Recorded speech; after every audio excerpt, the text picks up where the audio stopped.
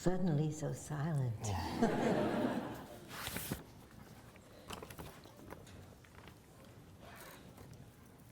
Good evening, and welcome to a conversation with Associate Justice Ruth Bader Ginsburg of the Supreme Court of the United States.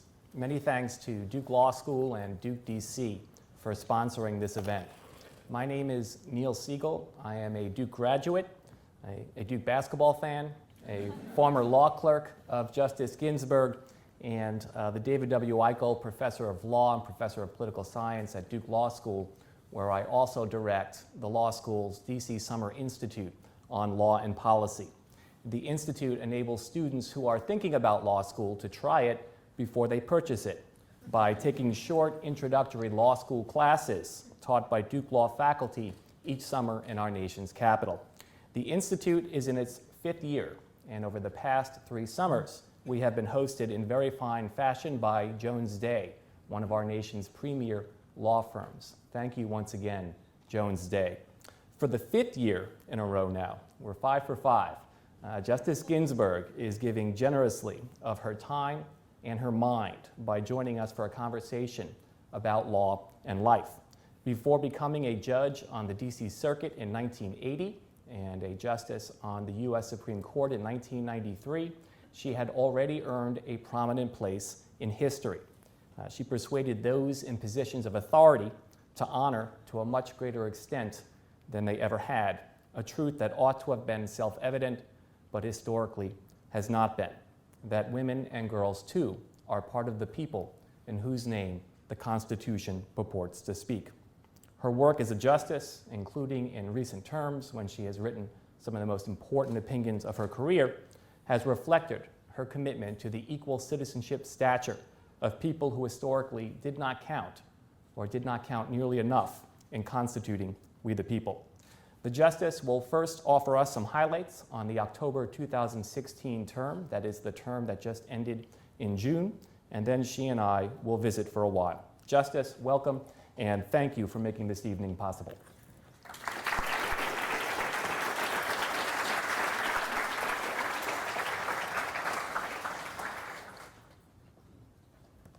Thank you, Neil, and I look forward to our conversation after I deliver my report on the 216 to 217 term at the Supreme Court.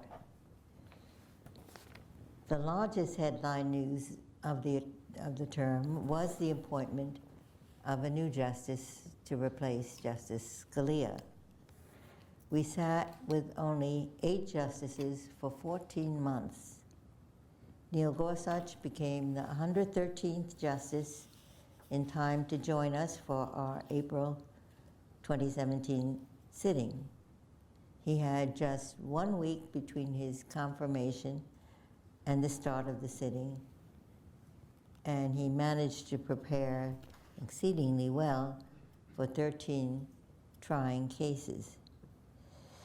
He also cast himself as a potential rival to Justice Sotomayor as the justice who asked the most questions at oral argument. The principal in-house beneficiary of Justice Gorsuch's appointment was Justice Kagan, who is no longer our junior justice, meaning she escapes opening the conference room door when a messenger knocks, answering the rare ring of the telephone, and most daunting, conveying to the entourage from the clerk's office, the legal office, and the reporter's office the dispositions made at the conference. Justice Kagan also relinquished to Justice Gorsuch membership on the court's cafeteria committee. In that assignment, Justice Kagan suffered grumbling with good humor, her signal achievement, the installation of a frozen yogurt machine.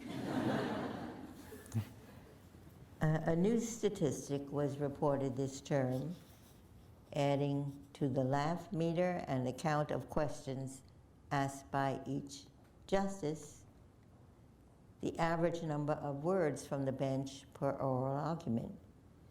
Justice Breyer won hands down with 814 words. Justice Kagan took second place with 646. Next, Justice Sotomayor with 515, and I trailed with only 284. But running neck and neck as fastest justice in getting our opinions out, according to a June 1 reckoning, rapid Ruth and swift Sonia. Twice during the term, Justice Breyer's cell phone rang in the midst of oral argument. Like spectators, the justices are expected to leave their phones and other electronic devices behind. After the second occasion, the Chief Justice had a metal detector frame placed in the corridor for Justice Breyer to pass through before sending to the bench. Most unforgettable argument of the term, Maslin Jack against United States.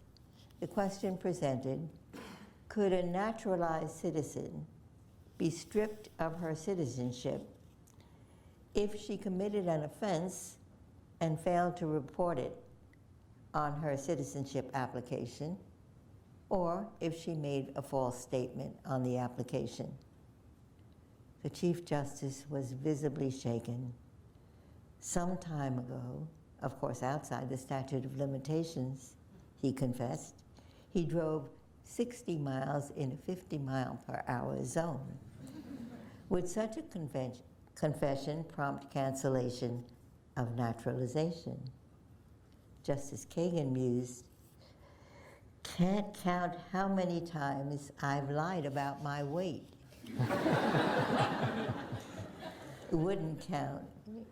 Government counsel comfortingly responded, unless you did so under oath. The court released 62 decisions and argued cases this term, dividing 5-3 or 5-4 in only 9. In comparison to that 15% sharp disagreement rate, we were unanimous, at least in the bottom line judgment, in 31 cases, fully half of the decisions rendered in argued cases. And in 21 of the 31 unanimous judgments, opinions were unanimous as well. Unanimous agreement, in short, is substantially higher than sharp disagreement. We decided several high-profile cases this term. As one of them, I would count Salmon against the United States, an insider trading case that came to us from the Ninth Circuit. Section 10B of the Securities Exchange Act prohibits trading on insider information that other individuals buying and selling securities lack. The question presented, is Section 10B violated only when the tip providing insider receives an economic benefit from his tip? Or does a violation also occur when the insider provides the information as a gift to a family relation or a good friend who then trades on the tip? Sitting by designation, Southern District of New York Judge Rakoff wrote the Ninth Circuit's opinion. It was at odds with the Second Circuit's decision on the same issue. The Ninth Circuit held that 10B is violated even when the insider provides the tip, not for personal pecuniary gain, but as a gift to a family member. In Salmon, the tipper conveyed the information to an elder brother who was down on his luck. The Supreme Court unanimously affirmed Judge Rakoff's decision for the Ninth Circuit. A tipper's gift of information to a trading relation or friend, the court held, sufficed to bring the statutory ban on insider trading into play. Justice Alito, the opinion author, observed, in such situations, the tipper benefits personally because giving a gift of trading information is the same thing as trading by the tipper himself, followed by a gift of the proceeds to the relative or friend. Two cases from the Second Circuit, Sessions against Morales Santana and Ziegler against Abbasi, were among the most closely watched cases. Morales Santana concerned a birthright citizenship statute that treated unwed U.S. citizen mothers more favorably than unwed U.S. citizen fathers. A child born abroad to an unwed U.S. citizen mother would acquire U.S. citizenship at birth if her mother had previously resided in the United States for a continuous period of 1 year. Unwed U.S. citizen fathers were subject to a much more demanding residency requirement. Morales Santana was born abroad to a U.S. citizen father and a Dominican mother. Because his father hadn't lived in the United States more than 5 years after turning 14, Morales Santana did not meet the statutory qualification for U.S. citizenship at birth. Congress's specification of different physical presence requirements for unwed citizen mothers and fathers, the Second Circuit held, is incompatible with the equal protection principle. 6 of the 8 participating justices joined in affirming that equal protection holding. But then the court addressed the toughest question in the case, and the court ultimately concluded that striking down rather than extending the favorable treatment for unwed mothers was the remedy that Congress would have preferred had it known of the constitutional infirmity of the gender-based differential it enacted. That was so, we explained, because the longer period of residency applied to married parents, one a citizen, the other an alien, as well as to unwed fathers. Congress, we thought, would not have wanted the exception for unwed mothers to swallow the main rule. The Abbasi litigation stemmed from the government's immediate response in New York City to the September 11 tragedy. Plaintiffs sued prominent Department of Justice officials and wardens of the Metropolitan Detention Center in Brooklyn, New York, where the plaintiffs were confined for periods running from 3 to 8 months. Those who were arrested had overstayed their visas, but were not accused of any criminal law infraction. The plaintiffs alleged discrimination based on the perception that they were Muslim.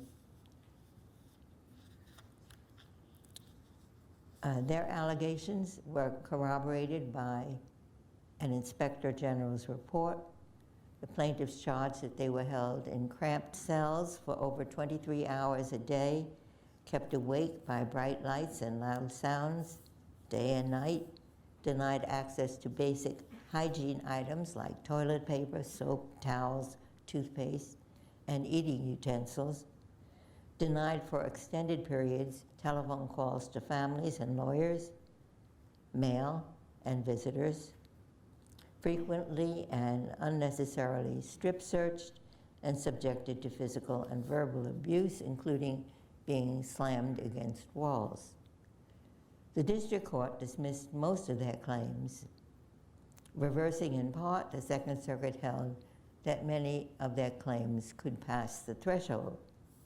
The Supreme Court took up the case with only 6 justices sitting. Justice Sotomayor, because she had been a participant in earlier proceedings in the case when she was a Second Circuit judge, and Justice Kagan, because she was our Solicitor General when the case was going through its various stages. And Justice Gorsuch had not yet joined the court when we heard argument. 4 justices voted to reverse in principal part. Pivotal to the case was a 1971 Supreme Court decision, Bivens v. 6 unknown named agents of the Federal Bureau of Narcotics. Bivens held the plaintiffs could state a claim for relief directly under the Constitution.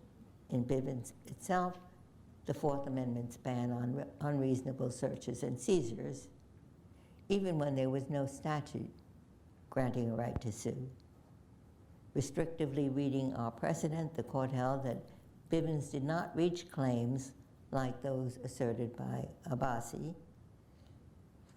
and his fellow plaintiffs, given the impelling interest in national security. Justice Breyer dissented, and in an opinion I joined, he took the unusual step of summarizing his dissent from the bench. That meant he thought the court's opinion was not just wrong, but egregiously so. Without a right to sue, he urged, constitutional safeguards against arbitrary detention and abusive treatment of detainees would be toothless. Abbasi guided the court in a case decided soon after, Hernandez against Mesa. The episode there ensued. A Border Patrol agent on the Texas side of the border fatally shot a 15-year-old Mexican national. The agent spied while the boy was playing in a culvert separating the two countries. The boy's parents sued the officer seeking monetary compensation. Sitting en banc, the Fifth Circuit held that because the boy was shot while on the Mexican side of the border, the Fourth Amendment didn't apply to the officer's use of deadly force. In an unsigned opinion, the court instructed the Fifth Circuit to consider, as an initial matter, and in light of Abbasi, whether a claim could be mounted onto Bivens. Again, Justice Breyer dissented, and again, I joined him. The culvert was a jointly controlled and maintained area. Justice Breyer emphasized it should not be material, in our view, where in the culvert the bullet fired by the federal officer struck the boy. Bank of America against City of Miami presented a question of standing to sue that the Court of Appeals for the 11th Circuit characterized as ambitious. The Fair Housing Act prohibits discrimination in real estate transactions. Ordinarily, plaintiffs in fair housing cases are persons directly subject to housing discrimination. But in this case, a municipality, the City of Miami, complained. It alleged that the defendant banks had engaged in mortgage lending practices disfavoring African American and Latino neighborhoods and residents. Was Miami an aggrieved person qualified to litigate such a claim? The city's contention: the bank's practices led to increased foreclosures and diminished home values, in turn reducing property tax revenues and causing Miami to spend more on police, fire, and maintenance services. Miami had standing to sue, the court held, 5-3. But to prevail in the litigation, the majority added, the city must show that the financial harm it asserted was in fact caused by the bank's practices and would not have occurred in any event. A case coming to us from the Federal Circuit, Mattal against Tam, targeted Section 2A of the Lanham Act, a law prohibiting the Patent and Trademark Office from registering disparaging trademarks. Dance rock band frontman Simon Tam sought to trademark the name he chose for his band, the Slants. His aim was to reappropriate a term long used to disparage members of a minority group and to render the term, instead of a racial slur, a badge of pride. The Patent and Trademark Office refused to register the mark on the ground that it conflicted with the section I just mentioned, because it disparaged people of Asian descent. sitting en banc, a fractured federal circuit held that prohibition of viewpoint discriminatory measure incompatible with the First Amendment. We affirm that judgment. There were 2 opinions, each speaking for 4 justices, but we all agreed that a trademark is the trademark holder's speech, not the government's speech. The underlying issue has received considerably more attention in the dispute over the NFL's Washington Redskins trademark. The Patent and Trademark Office canceled protection for Redskins trademarks in 2014 at the request of a group of Native Americans. A federal district court judge upheld the cancellation, ruling that Redskins was disparaging to a substantial composite of Native Americans. The appeal to the Fourth Circuit was placed on hold pending our decision in the Slants case. One of the problems in these cases, what does disparaging mean? And beauty is sometimes in the eye of the beholder. To the trademark examiner, slants was a racial insult. To the slants themselves, it was an expression of pride in their heritage. In another First Amendment case, Packingham against North Carolina, the issue was access to the internet by former sex offenders. A state law made it a felony for a registered sex offender to access a broad array of commercial social networking websites, unless the site was one that restricted membership to adults. Packingham had served a sentence for taking indecent liberties with a 13-year-old. He had served his time, and several years later, he posted a note on his Facebook page celebrating his success in getting a traffic ticket dismissed. For that posting, he was charged with violating North Carolina's law, banning him from using Facebook, also Amazon.com, WebMD, The Washington Post, and scores more. In defense of the statute, North Carolina stressed its vital interest in protecting children from sexual predators. But the law was stunningly overbroad, the Supreme Court held, because it barred Packingham from all the online platforms individuals use to gain information and engage in ordinary and protected speech, like interacting with elected representatives, obtaining online education, and finding gainful employment. Applying the First Amendment to the internet, the court recognized, will be a trying task. No doubt the future will bring many opportunities to do so. The religion clauses of the First Amendment figured in Trinity Lutheran Church against Comer.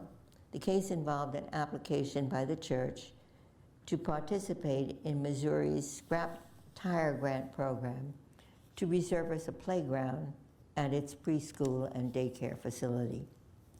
The State Department of Natural Resources denied funding on the ground that Trinity Lutheran was a church. The department did so relying on Article 1, Section 7 of the state constitution, which provides no money shall ever be taken from the public treasury, directly or indirectly, in aid of any church, sect, or denomination of religion. Trinity Lutheran challenged the department's ruling, urging that its exclusion from the grant program violated the free exercise and equal protection clauses by discriminating on the basis of religious status. Disagreeing with the lower courts, the Supreme Court held that excluding the church from the grant program violated the federal Constitution. A generally available benefit, the court reasoned, could not be withheld on account of the beneficiary's religious identity. In a dissent I joined, Justice Sotomayor explained that in her view, the First Amendment's religion clauses demanded a stricter separation of church and state.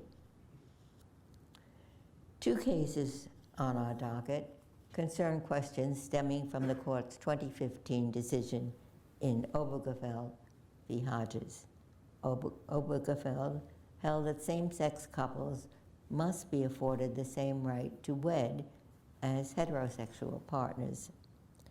In Pavan against Smith, we summarily reversed a decision of the Supreme Court of Arkansas concerning birth certificates.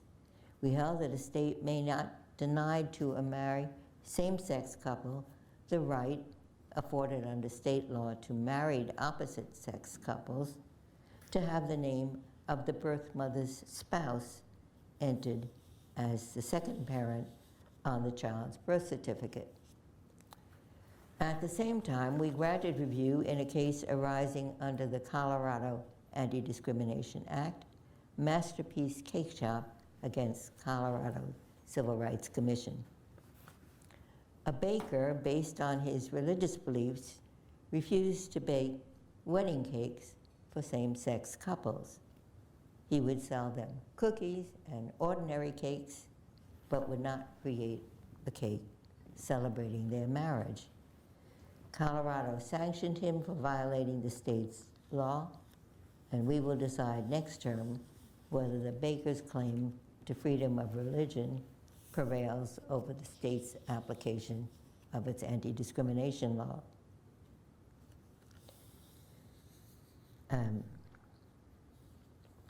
Two cases from the 2016 to 2017 term will be re-argued next term before a full bench of 9 members. One of the two, Jennings against Rodriguez, involves certain aliens who by statutory direction are subject to mandatory detention. The Ninth Circuit held that persons so detained must be accorded individual bond hearings at 6-month intervals. Asserting that the political branches have plenary power over immigration and border control, the government urges that courts have no oversight role to play in that domain. The second case set for re-argument is Sessions v. DeMaya. There, the government seeks to deport a non-citizen based on 2 burglary convictions that the government asserts qualify as crimes of violence. The relevant definition of crimes of violence: any felony that is by its nature involves a substantial risk that physical force against the person or property of another may be used in the course of committing the offense. The Ninth Circuit held this definition unconstitutionally vague because it generates uncertainty about how to gauge the risk posed by an offense and about the degree of risk necessary for an offense to meet the crime of violence definition. For next term, we have so far granted review in 26 cases. One garnering considerable interest is Carpenter against United States. The Stored Communications Act permits the government to obtain, without getting a warrant, historical cell phone records that reveal a person's whereabouts over the course of several months. The petition in Carpenter asks whether the Constitution requires a warrant to access such records. The Sixth Circuit answered no. It held that a cell phone user voluntarily shares information, including her whereabouts, with her carrier. Accordingly, the Court of Appeals ruled no Fourth Amendment search occurs and no warrant is needed to gain the information. We also agreed to hear Gill against Whitford, perhaps the most important grant so far. There, the state of Wisconsin asks us to review the 3-judge federal district court injunction of Wisconsin's redistricting plan as an impermissible partisan gerrymander.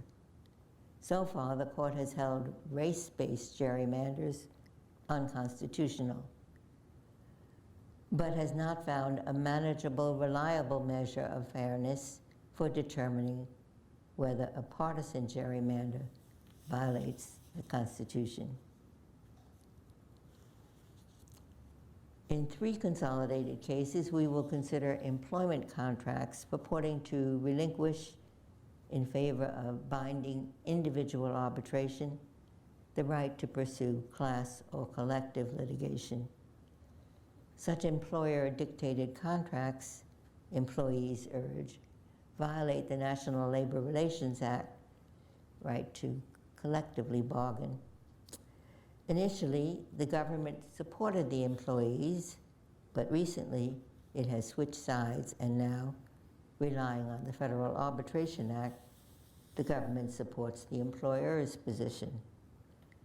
The switch places the Solicitor General at odds with the position taken by the National Labor Relations Board, petitioner in one of the cases, and formally represented by the Solicitor General. The acting Solicitor General has given the National Labor Relations Board permission to brief and argue its own view.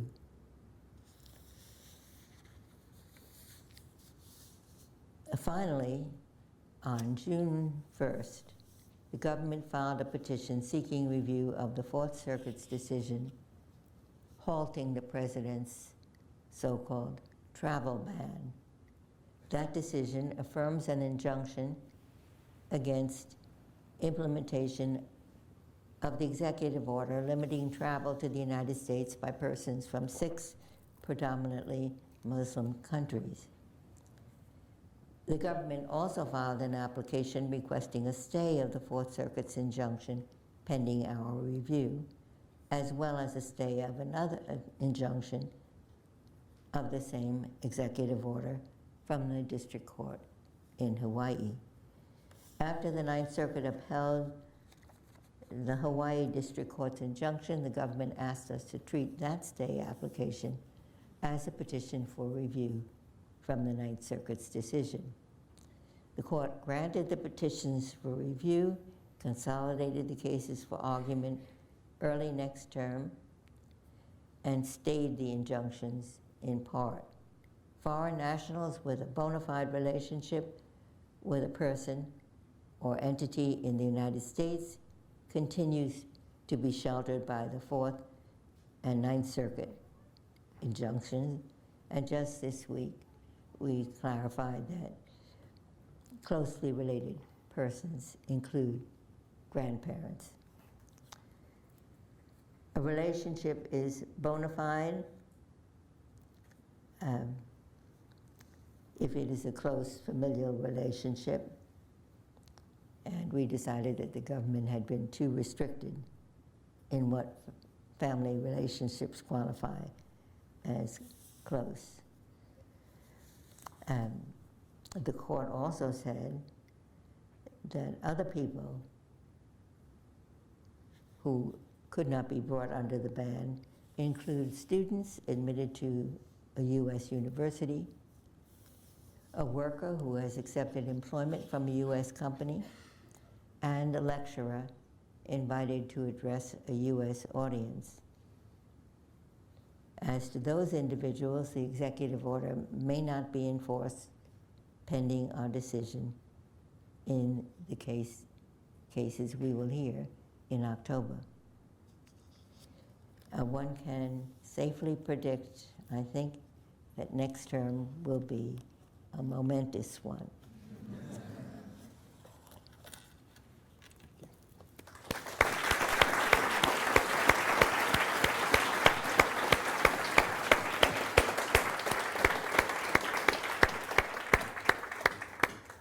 Okay, now Well, thank you, Justice. you can ask me about anything I just said if you thought it wasn't sufficiently clear. Well, I thought everything you said was clear. I thought the last portion was unfair because I am now dying to ask you questions about pending cases, and I'm not going to do that. We'll just have to wait and see.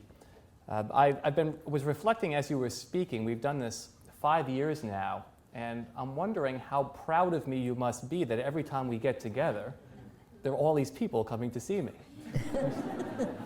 It's, yeah, well, thank you. Yes, I know 3 very special people sitting in the first row. That's right, that's right. So let me ask you a little bit about last term. I think it was an unusual term in the sheer level of consensus. Yeah. There are various ways of measuring consensus or divisiveness among the justices, and this last term was quite a, you didn't always speak with one voice, but you spoke with one voice, or for the most part one voice, more often than you usually do. And I'm wondering, to what extent do you think that's a reflection of an 8-justice court for most of the term, or to what extent do you think it's you and your colleagues working hard to do what the Chief Justice has said he really wants to accomplish, which is greater consensus, deciding less if need be in order to achieve it? My answer would be both. 8 is not a good number for a collegial court. And we did try hard to avoid 4-4 splits. And we were not totally successful. I mentioned 2 cases that have been set down for re-argument next term.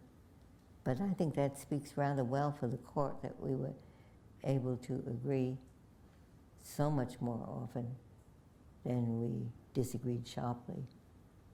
Now, why do you think 8 is a bad number, given the extent to which it actually creates a greater level of consensus that the Chief and I think some of your other colleagues are trying to achieve? Because obviously 4-4 division is not good for the way the court should operate. It means we can't decide the case. When we divide 4-4, the decision below is automatically affirmed, no opinion is written, and the automatic affirmance has no precedential value. Right, yeah, so I think 4-4 is as if the court never got involved to begin with. I don't think anyone would recommend that. But given that an 8-justice court puts pressure on you to work together, to avoid a 4-4, right? I mean, I think there are familiar problems with it. When you do split, you can't give as much guidance, right? But if you want more consensus, if you want more speaking as a court as opposed to 5 votes, is there, I guess another way of asking it is, if the level of consensus drops sharply next term and you have many more 5-4s, or are there costs associated with that? You're providing guidance, but that remains to be seen what will happen next year. Our unanimity rate is always considerably higher than our sharp disagreement rate. But last term, I think, was outstanding in the level of agreement. Do you think it's important for the court's public legitimacy to avoid sharp splits with regularity to achieve a significant measure of consensus? Well, that was the idea of the great Chief Justice Marshall. Marshall's idea was that there should be an opinion for the court. It should be unanimous. And he was remarkably successful as chief. He participated in over 1,000 decisions, and of those, he wrote 500 himself.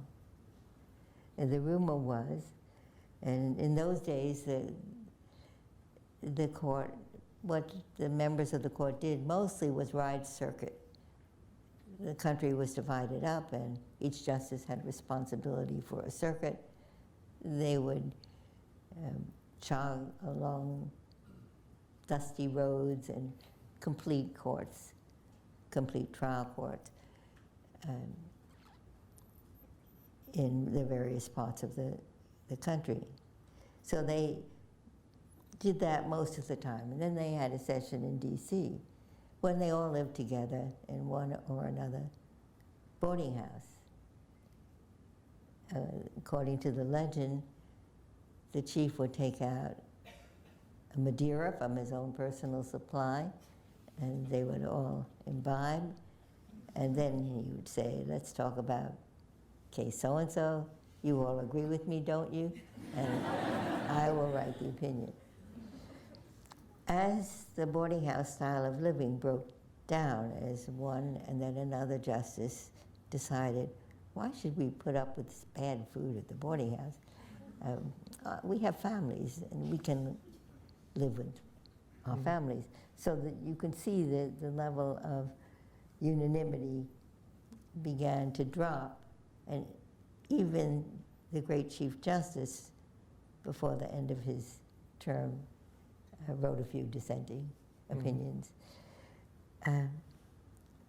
You should know that in most countries in the world, there is a judgment for the court and no dissenting opinions.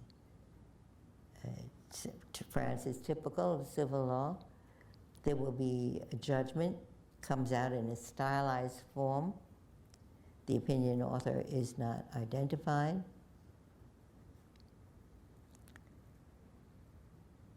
I think our system is notable for its transparency. And we don't pretend that the law is always clear and certain. Many times, there's a good argument to be made on both sides on what the law is. I remember once, when I was on the Court of Appeals, we had some judges from France visiting, and they sat in on the argument of a criminal case. I told them that I would send them the decision when it came out. I did. The decision was 2-1 for the government. And this French judge was appalled. He said, a man is going to prison, and you are acknowledging that there are different ways of interpreting the law. That was his first reaction. And then he thought, and he said, you must be very secure in your legal system if you are ready to broadcast to the public that this is an issue on which reasonable minds can disagree. I would not like to operate in a system where I didn't have the prerogative to speak my own mind when I think the court got it wrong. I'm thinking that you just taught us another way of encouraging consensus, not just an 8-justice court, but you living with all of your colleagues in a boarding house with ample supplies of alcohol. So I think you're speaking to this idea of reasonable disagreement about what the law is, about what a statute means, about what the Constitution means, and I think that's a consistent theme over the course of American history. I'm wondering how you balance this impulse on the one hand to be a member of a court, to be a good colleague, to try and help the chief achieve greater consensus when it's possible on the one hand, and being true to yourself and your own view about the law, what the law is on the other hand. I imagine there are times in which you get pulled in opposite directions. Could you describe your decision-making process in those situations? Well, sometimes it's not all that difficult. If it's a question of statutory interpretation, and there are reasonable arguments to be made on both sides, and what the society needs is a rule of the road. You have to know what the law is, and then they can conform their conduct to it. I would give interpretation of an intricate provision of the Internal Revenue Code as a classic example of the kind of case where I will say, even though I disagreed, I will bury my dissent. We call that a graveyard dissent, and go along majority. But if it's an important question, for example, some of the decisions that I mentioned from this term, I will go my own way. I will never compromise when it's a question of, say, freedom of speech, press, gender equality.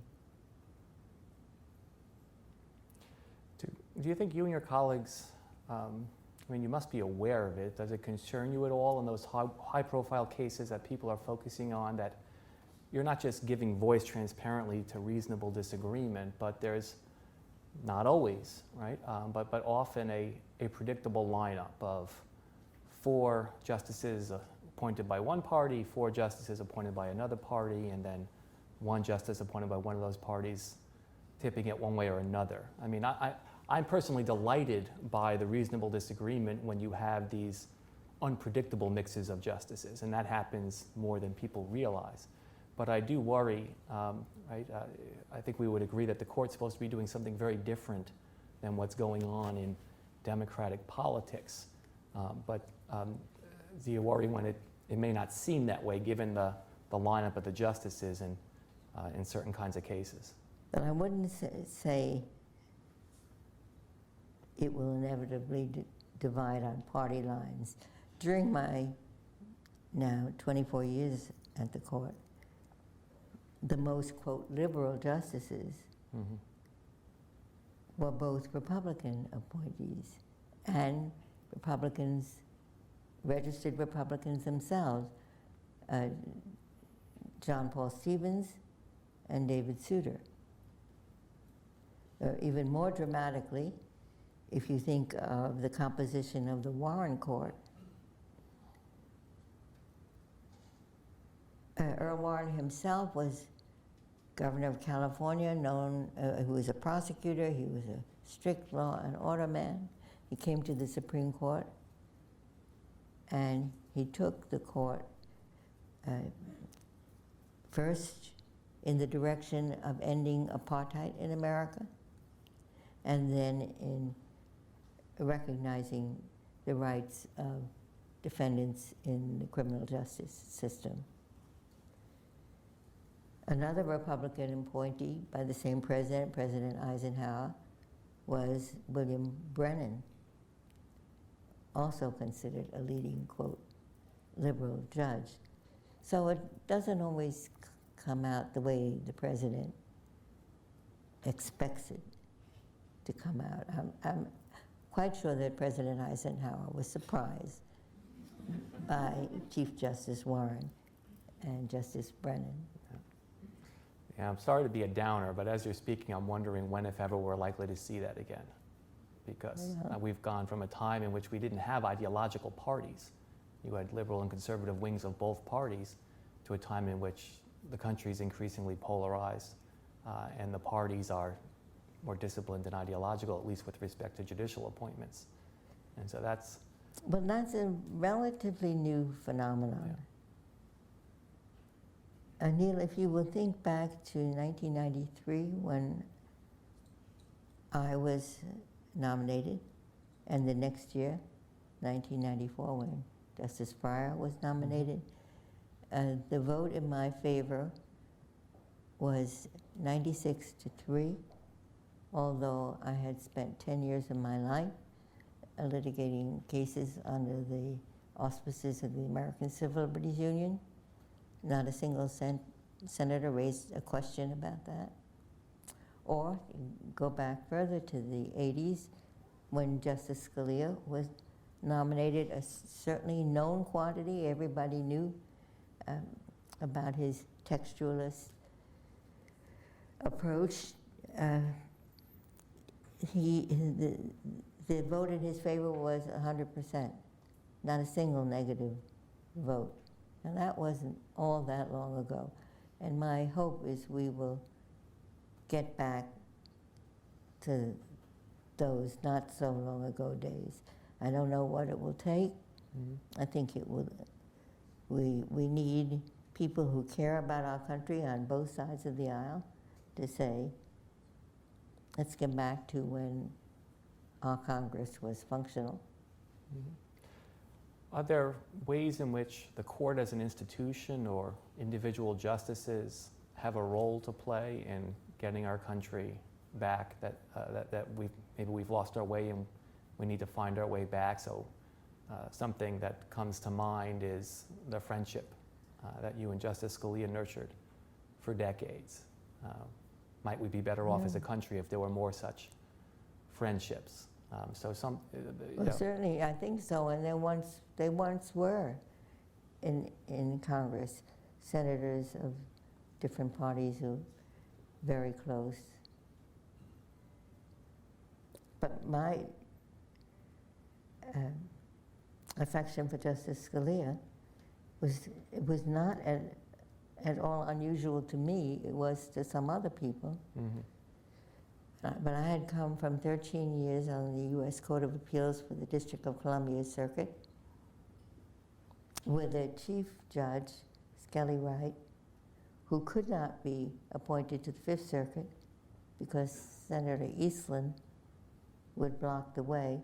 Skelly Wright had been a district judge in New Orleans, and when there was massive resistance to desegregation, every time the state legislature or the governor came up with some new way to block school desegregation or integration in public transportation, he struck it down. When he came to the D.C. Circuit, he and Judge Tam had a great friendship. Those two were so close, and they even went shopping for clothes together. So that affinity is not dependent on the party that you are registered in. It is the way it should be. It's the way institutions can work productively.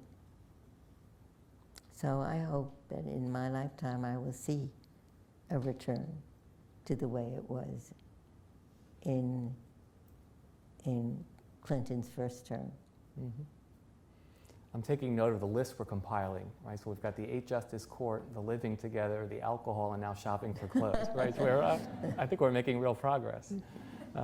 Do you think there's anything we should, I have to say a footnote about drinking together. So for a long time, before the State of the Union message, the justices would have dinner in the justices' dining room, and Justice Kennedy would bring in an excellent California wine. And every year I would say to myself, don't drink. But it was just too good to pass up. So then I would listen to the State of the Union message and stay awake for about 20 minutes and then down my head. So I had Justice Souter on one side and Justice Thomas on the other, who was supposed to pinch me if they it didn't always work. Yeah. So there are different ways scholars think about the court over time. One model is the court getting better and better over time and executing its responsibilities. And I'm talking about the longer view of history. Another model is actually, like life for most people, there are some significant ups and downs. Given your almost quarter-century experience on the court, which model or perspective seems right to you, that a court that is striving and seeking and doing better at fulfilling its function in the constitutional scheme, or a court that is sometimes doing better and sometimes doing significantly worse? Yes, well, the Supreme Court has definitely had a checkered history in that respect. Think of the Dred Scott decision that hastened the Civil War, when the Chief Justice wrote an opinion saying no person who came to these shores from Africa in chains and no descendant of such a person will ever be a citizen of the United States. That was about rock bottom. Yeah. Or then think later in the separate but equal Mm-hmm. doctrine.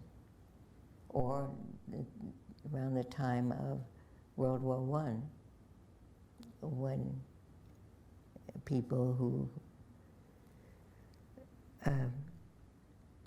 were opposed to war were arrested, people who didn't speak the way the government thought people should speak, and there were two great dissenters in those days, Holmes and Brandeis.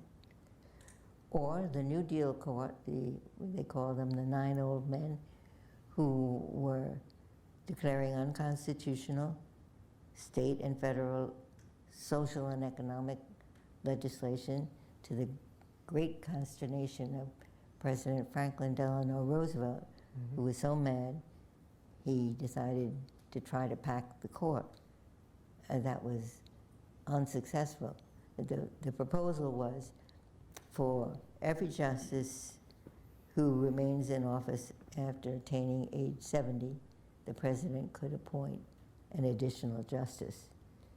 And if that plan had prevailed, then the number of justices would have swelled immediately from 9 to 15. But cooler heads prevailed, and that plan was defeated. And what about during your tenure, since the early 1990s, 1993? Are there any generalizations that come to mind of a court that's doing better by your lights, or a court that's had its ups and downs? Well, I would say the biggest change in the time I've been on the court has been the loss of Justice O'Connor. When I look back to the term when she left us, at the decisions that came out 5-4, when I was one of the 4, I can say with some degree of confidence that I would have been among the 5. Yeah. And Justice O'Connor is another example. She was a registered Republican, certainly, a big supporter of the Arizona Republican Party. Mm-hmm. She was Speaker of the Arizona Senate.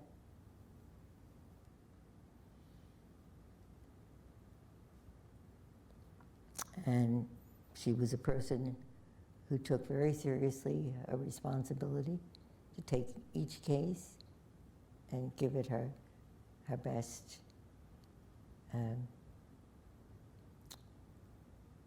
opinion.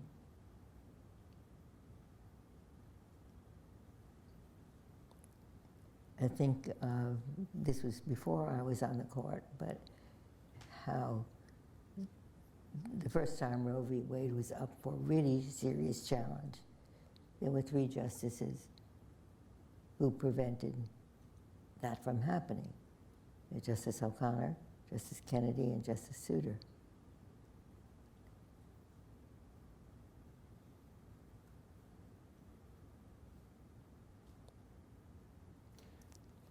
Do you think the court would be better off with some justices with the breadth of experience of a Justice O'Connor, or you mentioned earlier an Earl Warren, people who had been involved in political life and governance, as opposed to appellate judges or federal appellate judges? The court is always richer, I think, for the diversity of its members.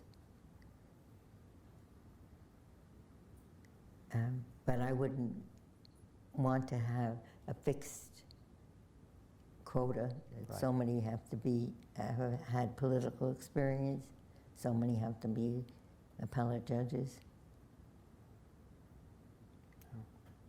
There was one time, not so long ago, a complaint that there were too many former law professors on the court. That's outrageous.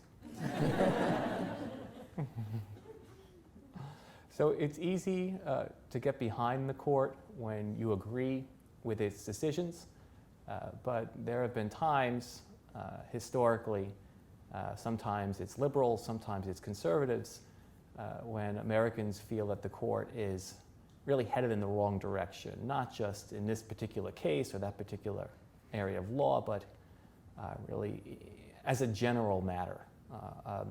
And I'm wondering what advice you would have for lawyers, for engaged citizens, when that fear or that concern arises, that in a deep sense this court no longer speaks for me or speaks for my vision or understanding of the law. Well, for one thing, judges can't defend themselves. And people ask me about a certain opinion that they disagree with. All I can say is, well, read the opinion. It sets out my reasoning. We do look to the economy, to the academy, to help the public understand decisions. In my lifetime, I can remember most vividly the impeach Earl Warren signs. I think today no one would disagree that it was time to end apartheid, forced separation of the races by the state. Earl Warren did that, and some people might not have liked it at the time. The same thing with some criminal justice decisions that were initially severely criticized, like Miranda. But now I think the police are well adjusted to that decision, and nobody thinks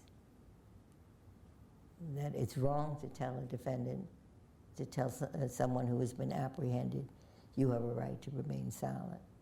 If you speak, what you say can be used against you. You have a right to counsel.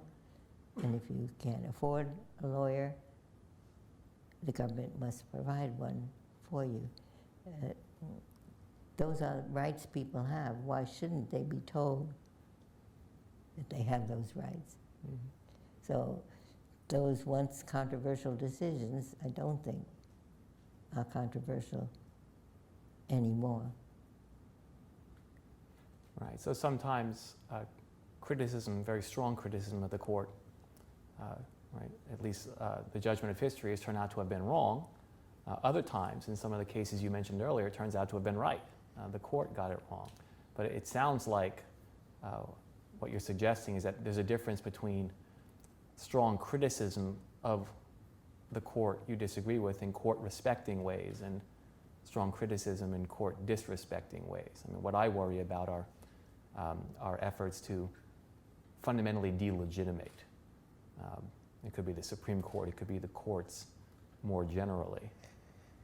But I think there's a real difficult question of judgment when you are, you see the court heading in a certain direction, and you don't want to give up on the idea of courts or judicial review, but you also don't want to remain silent. You want to speak out. I think if you took a poll today of the three branches of government, which one do the people think is doing the best job?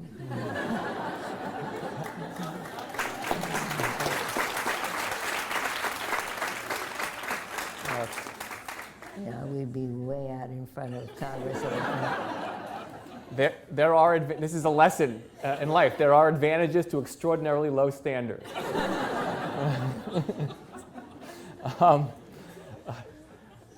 If you don't mind my switching gears a bit and talk about you and your legacy. So a lot of young people know about you. There are two young people here this evening who know you, my children, my daughters, Sydney and Dylan, who know you well.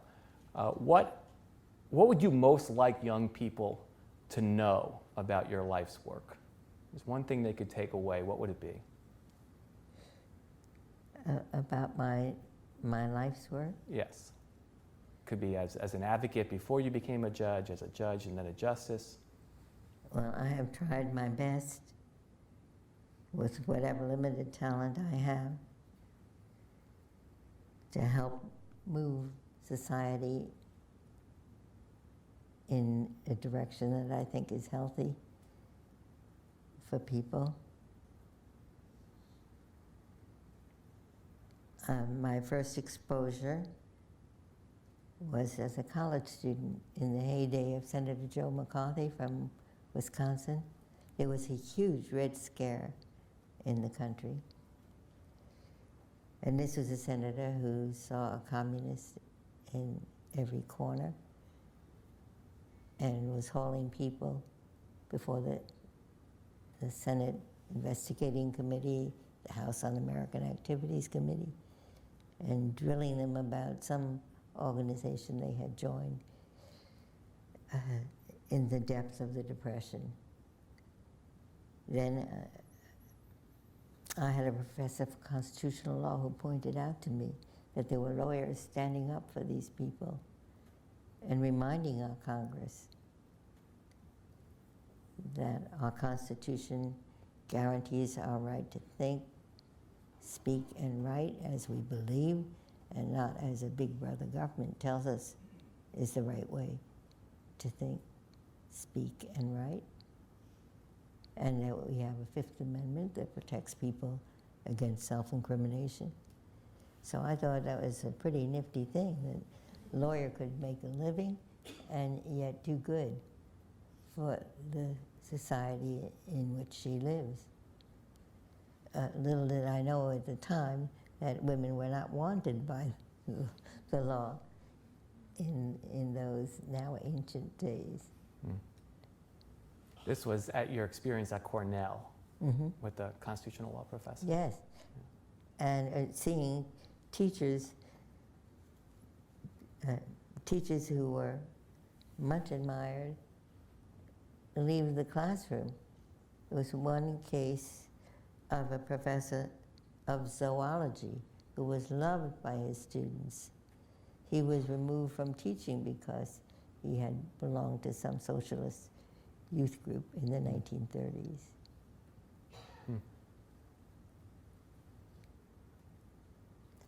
Do you think it's a good time to go to law school now? I'm biased and prejudiced on that subject. That's okay. I think it's a great time. My granddaughter just graduated from law school. Is it just because every time's a great time, or is it just... It wasn't such a great time when I decided to be a lawyer. If truth be told, my family thought it was a totally impractical idea because women couldn't earn a living as lawyers, they could as teachers, so I should be a high school history teacher. Marrying Marty changed their attitude entirely. And then their attitude was, well, if Ruth wants to go to law school, it's okay, because if she can't get a job, she will have a man to support her. So we've talked in the past about your parents, and particularly the influence your mother had on you. I'm wondering today about Marty. Today is 21 years to the day that Maria and I met, and I'm wondering if you could tell us about your relationship with Marty, what you learned from Marty, how he supported you. It was a very powerful dedication to him that you gave in your recent book. He was my best friend in all things. He was an unusual man for his time. I've said many more times than once that when I met him, he was 18, I was 17. He was the first boy I ever had a relationship with who cared that I had a brain. So for our first couple of years, we were just best friends. And then it came to me that he was ever so much smarter than the other boys I knew. He always made me feel that I was better than I thought I was. This was a man who had such total confidence in his own candle power that far from regarding me as any kind of a threat, his attitude was, I wanted to spend my life with her, so she's got to be somebody special. He was also a great chef. Now we're getting down to the nitty-gritty. Well, he attributed his skill in the kitchen to two women, his mother and his wife. He was right about his wife, but I think his mother was much better than he gave her credit for being. Do you have any advice for people thinking about going to law school or law students entering the profession? Is there something that non-lawyers often misunderstand about law or the role of courts that you think it would be good to have their eyes open about? Well, what I would say to young people starting out in the law is always, whatever your occupation, try to do something outside yourself, whatever cause it is that you care deeply about, whether it's the environment or ending the racial discrimination that's still with us, or gender discrimination, whatever it is. I'm pleased to see that my law clerks who are now leaving are all looking for law firms that have a significant pro bono practice. Some of them need to get a good paying job to pay off their student loans, but they want to be someplace that will allow them to do work for the good of the public. And is that just because it'll help others over the long run, or because it'll help themselves fashion a fulfilling career? Yes. In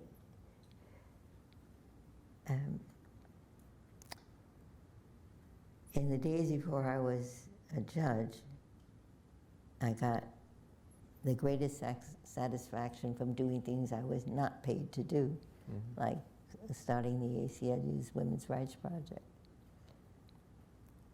Then you feel like you're a true professional if you do something not just for yourself, not just to turn over a buck, but to make things a little better for people who don't share your good fortune.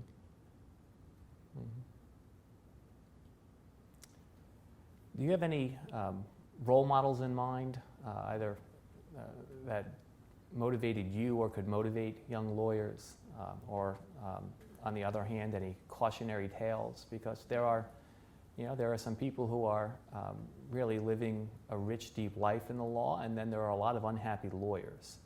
And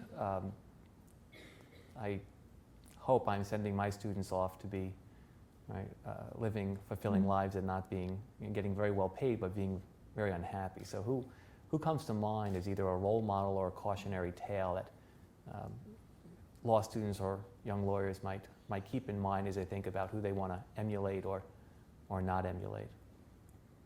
When I was growing up, I had two models, one fictional, one real.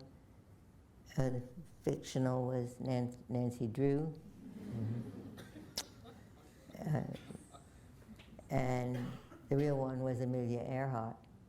There really were no women in the law to look to at that time.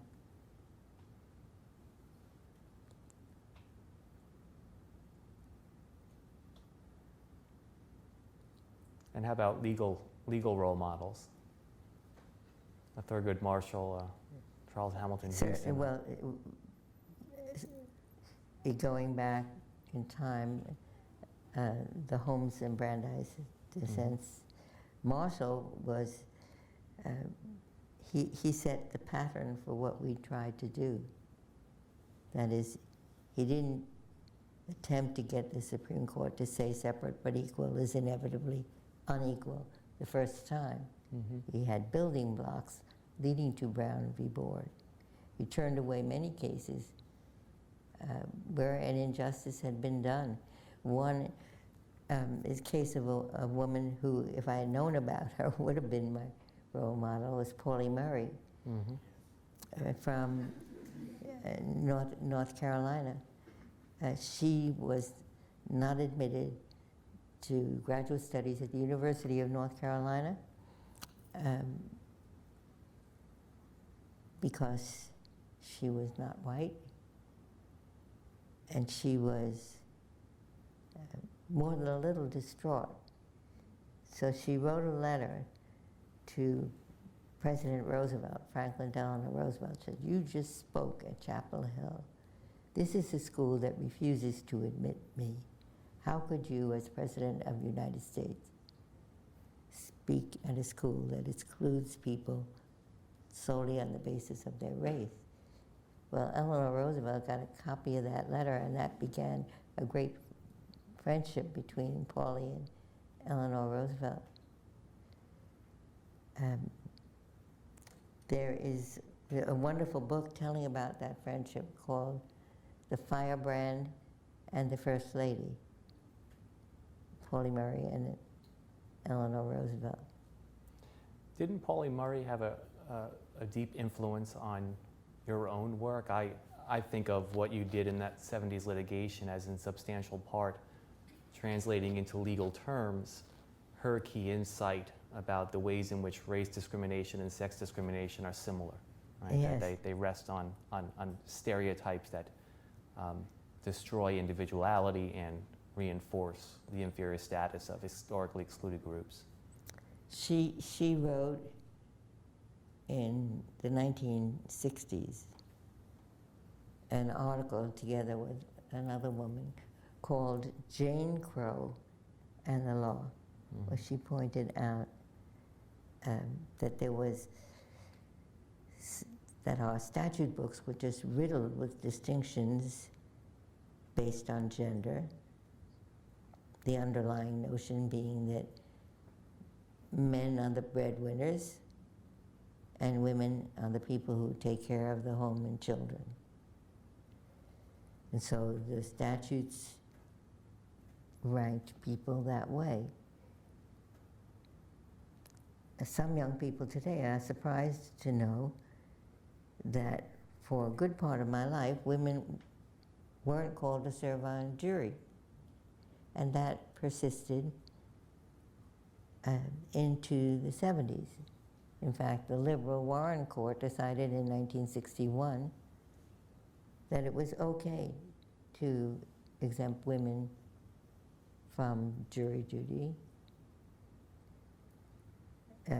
That was an example of a law that some people regarded as pure favor to women, and others saw as a way of saying a jury duty is a responsibility and obligation of citizens. So men, like it or not, have to serve, but women are expendable. You don't really need them to be part of the administration of justice. Well, we're almost out of time, but I would be remiss if I didn't ask you about your notorious workouts. So how are they going? How many push-ups are we talking about? Well, still 20. Still 20? With a break after 10 to breathe deeply.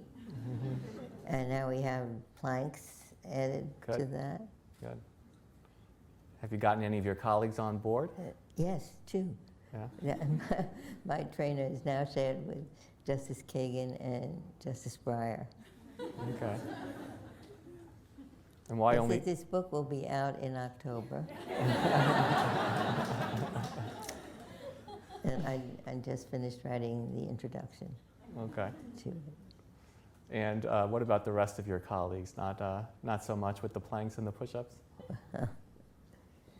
You could get a gym membership together. Well, we do have a gym reserved for the justices that most of my colleagues use now and then.